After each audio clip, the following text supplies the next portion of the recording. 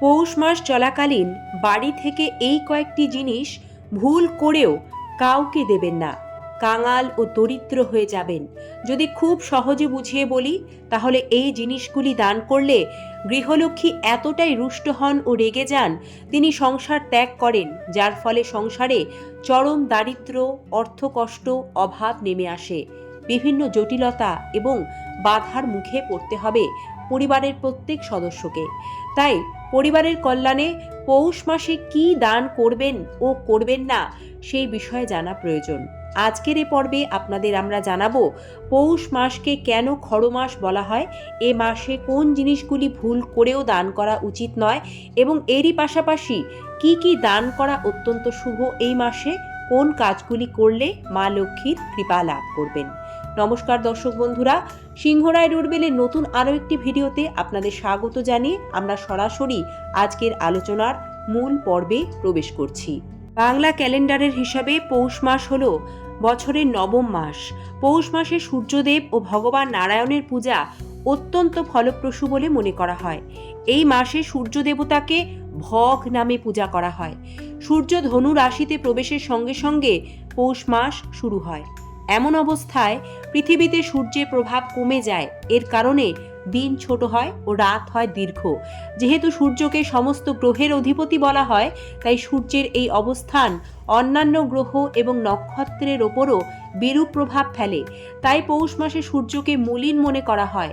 এই মাসকে সে কারণে খড় মাস বলা হয়। আর সে কারণেই পৌষ মাসে সব ধরনের মাঙ্গলিক শুভ কাজ নিষিদ্ধ করা হয়েছে। দর্শক বন্ধুরা, পৌষ মাস খড় মাস হলেও এই মাসকে দেবী লক্ষ্মীর মাসও বলা হয়। এই মাসে কখনোই কাউকে আপনার ব্যবহারে ঝাঁটা বা ঝাড়ু, অলংকার কোনো অবস্থাতেই দান করবেন না বা দেবেন না। এর অর্থ আপনি নিজে হাতে গৃহলক্ষ্মীকে গৃহ থেকে বিদায় করে দিচ্ছেন। চরম অর্থকষ্ট, দারিদ্র্যে ভুগবেন। যদি একান্তই কেউ আপনার কাছে জিনিসগুলি চায়, তাকে বুঝিয়ে বলুন, কটু ব্যবহার করার দরকার নেই।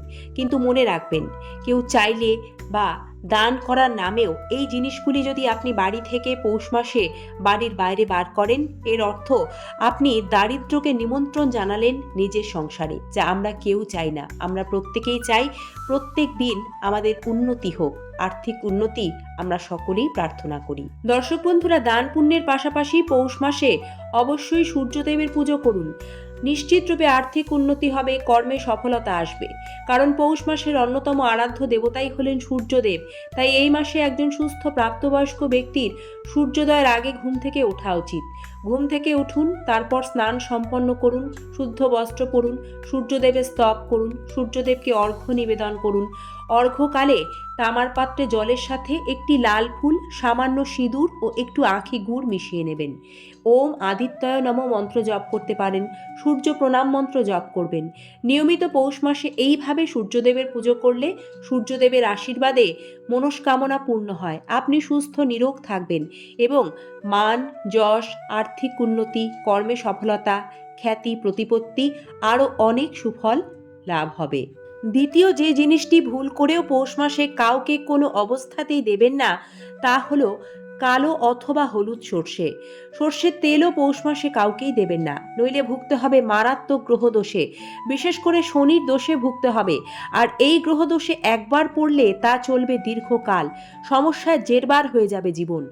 তাই খেয়াল রাখবেন, পৌষ খড় মাসে কোনোভাবেই কাউকে সর্ষে ও সর্ষে সম্বন্ধীয় কোনো কিছুই দান করবেন না। এরপর যে দুটি জিনিসের কথা আপনাদের জানাবো, যা এই পৌষ মাসে কোনো অবস্থাতেই কাউকে দেবেন না, তা হলো আতপ চাল ও লবণ। দর্শক বন্ধুরা, পৌষ মাসে আতপ চাল ও লবণ দান করা উচিত নয়। এর কারণ, এই দুটি জিনিসের সাথে মা লক্ষ্মী সম্পর্কিত। এর ফলে গৃহলক্ষ্মী সংসার ছেড়ে চলে যায়। বিশেষ করে পৌষ মাসে এই দুটি জিনিস দান করা থেকে সকলেরই বিরত থাকা উচিত।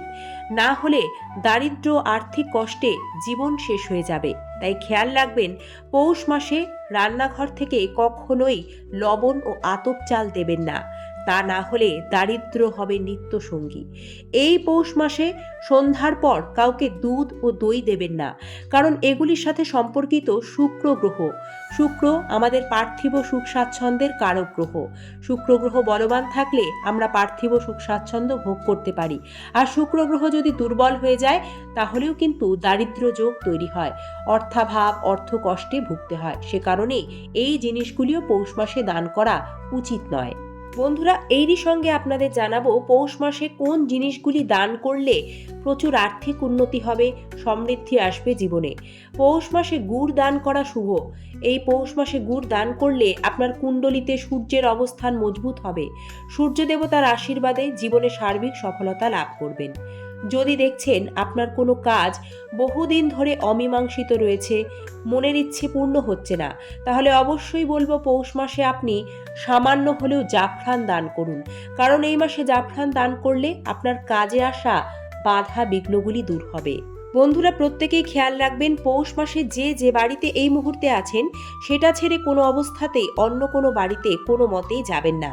পৌষ মাসে বাসস্থান পরিবর্তন করতে নেই, এর ফলে গৃহস্থের অকল্যাণ হয়। আগামী দিনগুলিতেও বিভিন্ন সমস্যায় পড়তে পারেন, এই বিষয়টি একটু বিশেষভাবে খেয়াল রাখবেন। বছরভর সংসারে অর্থের ভাণ্ডার পরিপূর্ণ রাখতে মা লক্ষ্মীর কৃপায় দিনে দিনে প্রচুর আর্থিক উন্নতি চাইলে অবশ্যই পৌষ মাসে আপনার সাধ্য মতো অভাবী লোকদের গরম কাপড় ও কম্বল দান করুন। এই বিশেষ দান পৌষ মাসে আপনার অর্থের ভাণ্ডার পরিপূর্ণ রাখতে সহায়তা করবে। মা লক্ষ্মীর কৃপায় অর্থের কোনো অভাব হবে না। পারিবারিক কলহ, দাম্পত্য সমস্যা কিংবা বিভিন্ন রকমের ঝগড়া বিবাদে যারা প্রায় জড়িয়ে পড়েন তারা পৌষ মাসে বাসনপত্র দান করুন। বিশেষ করে পিতল বা ইস্পাতের বাসন দান করতে পারেন, এর ফলে এই সকল সমস্যা থেকে মুক্তি পাবেন। তবে এক্ষেত্রে নতুন বাসনপত্র দান করতে হবে। আপনার ব্যবহারের কোনো বাসনপত্র দান করে দিলে তা কিন্তু ফল প্রদান করবে না, উল্টে সংসারের অমঙ্গল হবে। এই বিষয়টিও খেয়াল রাখতে হবে।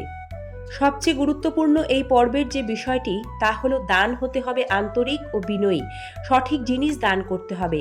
নির্দিষ্ট নিয়মে সঠিক জিনিস দান না করলে দানের কোনো ফল পাওয়া যায় না। দানের সাথে অহংবোধ যুক্ত হলে দান কিন্তু পূর্ণ ফল প্রদান করে না।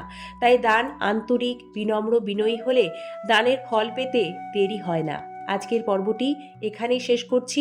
সকলে ভালো থাকবেন, সাথে থাকবেন। ধন্যবাদ।